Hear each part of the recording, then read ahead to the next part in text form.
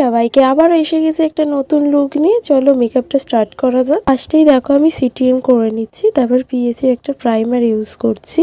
তোমরা অনেকেই বলো যে আমরা কালার কারেক্টিং করলেও কিন্তু আমাদের ডার্ক স্পট গুলো দেখা যায়, কেন হয় বলছি। তোমরা প্রোডাক্ট ইউজ করার পরে তাকে যখন ব্লেন্ড করো মনে হয় চেপে চেপে ব্লেন্ড করো, তার কারণে প্রোডাক্টগুলো সব উঠে যায়।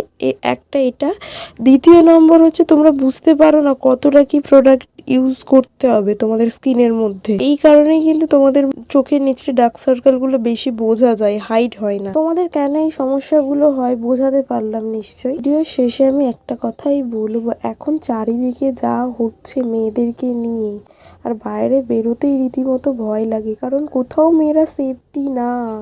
আর একটা কথা, মেয়েদেরকে উল্টোপাল্টা না কথা বলে, মেয়েদের ড্রেস নিয়ে উল্টোপাল্টা মন্তব্য না করে নিজেদের মেন্টালিটিটা আগে ঠিক করুন, তাহলেই দেখবেন সব ঠিক হয়ে